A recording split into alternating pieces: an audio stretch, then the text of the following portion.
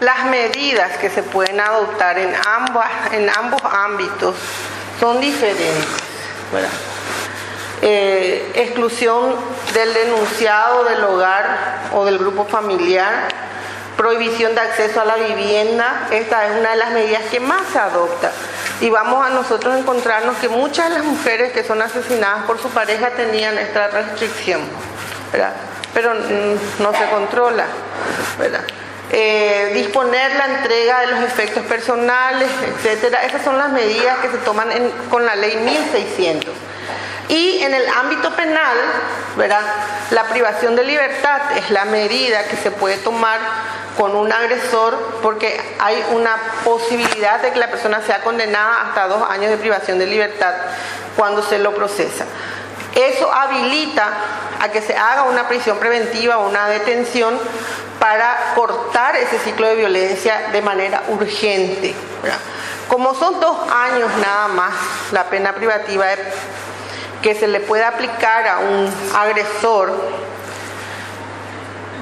quiere decir que en menos de 6 meses va a estar con medida sustitutiva, porque una condena de 2 años puede ser sustituida por varias otras medidas, sobre todo cuando el agresor es un delincuente primario. Sin embargo, en el maltrato de niños, si no es abuso sexual, se eleva la privación de libertad hasta 3 años, que sigue siendo muy baja la sanción. Y si hay abuso sexual en niños menores de 13 años, porque nuestra ley define a niños como todo ser humano desde la concepción hasta los 13, adolescentes desde los 14 hasta los 17 años, llegando a la mayoría de edad a los 18 años. Esa clasificación que hace nuestra ley de niños y adolescentes a los efectos de las competencias jurisdiccionales, ¿verdad?, y también de los marcos penales. Si el abuso es con respecto a un niño, la sanción puede ser mayor, de 3 a 5 años. Si el abuso sexual en el abuso sexual no se produjo coito, o hasta 10 años inclusive si hubo coito. A partir de los 14 ya no se habla de abuso sexual de niños, porque ya es adolescente y se empieza a entrar en el campo de la autonomía sexual en el ámbito penal, y tiene distintas definiciones el contacto sexual con un adolescente. Si es contra su voluntad, es coacción sexual, que puede ser con un niño igual que con un adulto, con un adolescente igual que con un adulto. A partir de los 14 hasta los 16 años, si hubo voluntariedad, se habla de estupro, ¿verdad? Y si no hubo, a partir de los 16 años en adelante, ya no es delito, si hay un contacto sexual voluntario, porque se habla del reconocimiento por la autonomía progresiva que va adquiriendo un adolescente, el reconocimiento de su autonomía sexual. Era muy discutido, pero eso es lo que la norma establece, y por eso hay distintas gradaciones de sanciones para ese tipo de situaciones. Ahora, el abuso sexual, cualquier contacto con un niño, es decir, una persona hasta los 13 años de edad, siempre va a ser abuso. Ahí no se habla de consentimiento, no se habla absolutamente de nada. Cualquier contacto sexual de un adulto con un niño siempre va a ser abuso sexual. Tiene distintas gradaciones de acuerdo a la lesión o el daño que esa persona víctima ha sufrido. Y las penas también van en esa medida. Pero siguen siendo una de las sanciones más bajas dentro del sistema, atendiendo al bien jurídico protegido, porque ahí no se protege la autonomía sexual, o sea, se protege la integridad física y psíquica de una persona, de un niño, ¿verdad?, que está en proceso de desarrollo. Sin embargo, el ejemplo es malo, pero siempre sirve. Robar una vaca tiene directamente una sanción de 10 años, ¿verdad?, el avigeo. Abusar de un niño, 3.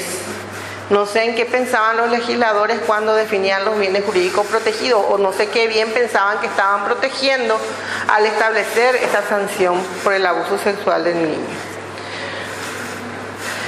Tenemos el mismo problema con la producción pornográfica y con todo lo que sea venta de actos, imágenes con actos sexuales con niños. Todo tiene una sanción minimizada, ¿verdad?, porque no se piensa en la integridad física y psíquica de los niños, sino la autonomía sexual. Con ese parámetro han hecho estas sanciones, ¿verdad?, que tienen un proceso de revisión necesario para que esto se modifique. El maltrato infantil, ¿verdad?, prevé pena privativa de libertad y existen otros hechos punibles que forman parte de este maltrato infantil, ¿verdad?, que vamos a ir viendo. ¿Cuáles son las diferencias de la respuesta jurisdiccional dependiendo de dónde estamos parados? Si estamos parados en el ámbito de protección o en el ámbito de la punición. En el sistema penal solo se interviene sobre el denunciado, como ya dijimos, sin posibilidad de proteger adecuadamente a la víctima. Las disposiciones de las medidas que prevé esta ley, que es la más utilizada en el ámbito de protección, es competencia exclusiva de los jueces de paz cuando se trata de una persona adulta. Sin embargo, cuando se trata de niños, también interviene el juez de la niñez. Y esta ley viene a tratar de poner orden en este bochinche, ¿verdad? Bochinche decimos porque hay disposiciones dispersas y que no se compadecen unas de otras, y esta ley establece claramente la obligatoriedad de esa doble vía de intervención. Si bien esto está en el sistema de protección, da competencia a los jueces de la niñez, al juez de paz, y dice claramente quién tiene la acción. Ante cualquiera que se denuncie, así denuncie yo ante la policía, ante la fiscalía, ante la CODENI, ante quien sea que se reciba la denuncia, el defensor del niño es el titular de la acción para iniciar las acciones y las medidas de protección, ¿verdad? Y también establece qué medidas se pueden adoptar, las del artículo 35 del Código de la Niñez, que son un catálogo de medidas de protección de acuerdo a la problemática que surja. O sea, se le dice a los jueces, esto es lo que ustedes van a aplicar, ¿verdad? No solamente esa prohibición de acercarse al niño que está en la ley 1600, ¿verdad?, sino estas medidas que son medidas reales de protección, como si no se puede sacar al agresor o el sistema penal no responde inmediatamente, tiene que sacar al niño de ese lugar. No llevarla a un albergue, a otro familiar, a una medida de acogimiento, ¿verdad? Y si se requiere también la internación, porque muchos padres no quieren llevar a los niños al médico para que no se denuncie, porque saben que si se va al médico en cierto estado, eso va a tomar estado público, ¿verdad? El maltrato infantil en el contexto penal ha sufrido varias modificaciones. El Código Penal en el 2008 sufrió una gran modificación después de 10 años de vigencia, ¿verdad?, con la ley 3440, que establece un aumento de la punición en los hechos punibles contra menores de edad. Y así tenemos, por ejemplo, el maltrato infantil de niños y adolescentes bajo tutela, el abuso sexual de niños, que se elevó la pena de 3 a 5 hasta 10 años inclusive cuando hay coito, el abuso sexual de personas bajo tutela también, que tiene una gradación más elevada, el estupro, actos homosexuales con menores, y el proxenetismo y la pornografía relativa a niños, que ya entra en el ámbito de la explotación sexual comercial de niños. Estos hechos anteriores al 139 y 140 entran todos en la gama de las formas de maltrato infantil. Cuando hablamos de proxenetismo, que es inducir a una persona menor de edad a la prostitución, y la pornografía, ya se habla de actividad comercial explotativa, no solo ya de maltrato, tiene otro ámbito y puede llegar a sanciones mucho más elevadas que 10 años, ¿verdad? Porque se habla de una actividad comercial de explotación en el ámbito sexual de niños, ya no se habla de maltrato infantil ahí, para que vean un poco cómo nuestro sistema todavía sigue pensando que el maltrato infantil es más benigno, ¿verdad?, y que el maltrato infantil hace a nuestras prácticas de crianza, porque al hablar de maltrato se piensa que es el chicotazo nomás, ¿verdad? Todas las formas de abuso son formas de maltrato, ¿verdad? Todo aquello que afecte la integridad física y psíquica de un niño por un acto de violencia es considerado un maltrato en la norma y hay jurisprudencia sobre condenas en ese sentido. Esta es la definición penal de maltrato, ¿verdad? Maltrato de niños y adolescentes bajo tutela. El encargado de la educación, tutela o guarda de una persona menor de 18 años de edad que sometiera a este a sufrimientos psíquicos, maltratos graves y repetidos o lesiones en su salud, será castigado con pena privativa de libertad de 3 años o con multa, salvo que el hecho sea punible según el 112. El 112 es lesión grave, ¿verdad? Si es que hay una lesión grave en el niño, de esas que causan amputación, desfiguración o inhabilitación por un tiempo largo, eso es considerado lesión grave, ya no es maltrato infantil, ¿verdad?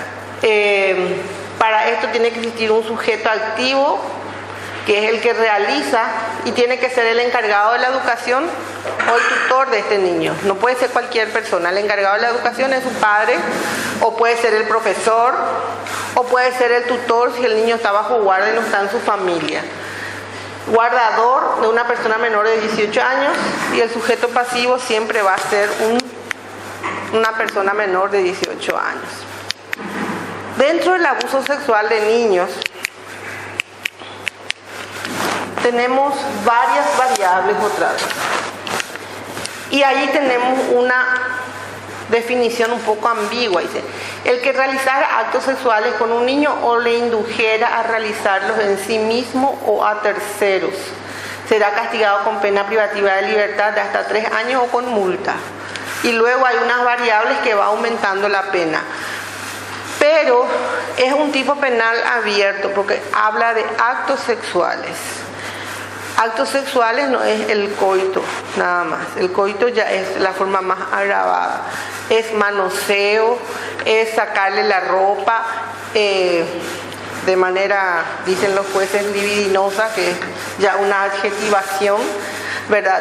Pero no tiene una conducta descripta acabadamente para que la persona entienda qué es lo que está prohibido. Eso es lo que siempre dicen los abogados defensores. Sin embargo, la ley penal trae una definición de actos sexuales relevantes. Actos sexuales relevantes tiene que ver con todo lo que sea contacto con la sexualidad de la persona, y dice sus genitales, los senos si son niñas, ¿verdad? Pero definitivamente habla de los genitales, ¿verdad? La sexualidad no son solamente los genitales, pero actos sexuales relevantes, dice, para que sea pornografía se le tiene que ver a la persona desnuda, se le tiene que ver los genitales, se le tiene que ver los senos, ¿verdad? Y acto sexual relevante es que le hayan tocado, ¿verdad?, sus genitales, como mínimo.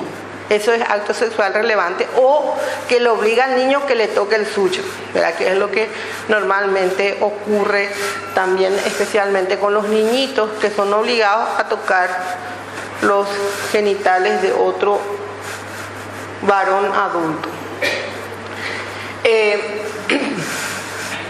En estos casos vamos a ver acá las variables que se dan de penas, que van hasta 5 años cuando en este proceso existe maltrato físico. Dijimos que el abuso ya es un maltrato físico, sin embargo habla de un maltrato físico, es decir, lesiones que se produzcan en el físico de la persona cuando haya abusado en diversas ocasiones, cuando la víctima sea su hijo a 6 años, ¿verdad? Hay concurrencia de agravantes, y cuando existe coito la pena va hasta 10 años. Esa es la gama de posibilidades de sanción que hay para el abuso sexual en niños. Hubieron casos que los jueces sumaron otros hechos punibles y llegaron a condenar hasta 18 años. Pero si uno se sigue solamente en este marco, lo máximo que puede lograr son 10 años de privación de libertad. Y para que ello ocurra, se depende en gran medida del accionar de los médicos en ese proceso de atención, ¿verdad? Porque se depende del diagnóstico médico de que ha existido un abuso. Y ahí es donde un poquito me voy a parar, porque creo que es el ámbito que a ustedes les interesa. Tanto la policía como el Ministerio Público tienen sus médicos forenses, ¿verdad? Anteriormente, hace unos años atrás, todos los estudios, o sea, las revisiones médicas de los abusos, las violaciones, iban a parar en el policlínico policial, ¿verdad? Hoy día hay una clínica forense que cubre la capital y central, que está en Kubitschek y por ahí hay una clínica forense donde están médicos 24 horas. Hay un protocolo médico concordado con el Ministerio de la Mujer, anteriormente Secretaría de la Mujer, a los efectos de que se preserve la prueba, se puedan tomar las muestras en cualquier consultorio médico que aborda a una víctima de abuso. Y sobre todo cuando son niños, porque muchas veces el primer médico que la atiende es el que tiene la probabilidad de tomar una muestra, ¿verdad? Y preservar la posibilidad de que se puedan hacer los estudios químicos, biológicos de la muestra que se levante en ese momento, porque después no hay otra oportunidad. Lo que no se hace dentro de las 48 horas de ese abuso ya no se puede hacer después, ¿verdad? Sabemos que existen muchos problemas con ese protocolo, la socialización no fue total.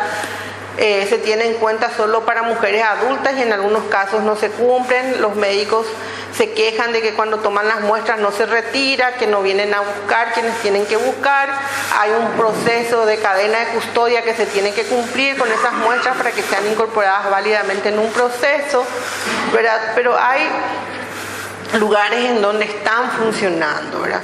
Una reunión que tuvimos con el Ministerio de Salud, hubo una queja generalizada del Hospital de Itagua de que tomaban las muestras, comunicaban y no iban a retirar la gente. Entonces, ahí otra vez se pierde la prueba, aunque se haya hecho el trabajo, no se puede tener herramientas con que sancionar al autor, que es uno de los aspectos del problema.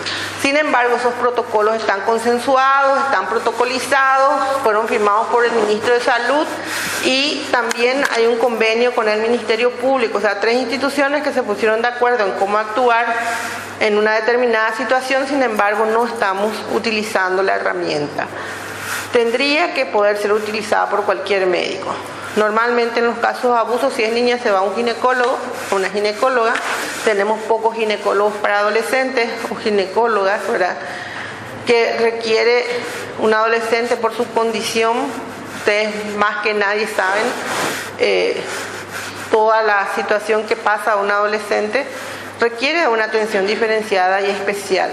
Sin embargo, no se encuentra con un profesional especializado para esas situaciones.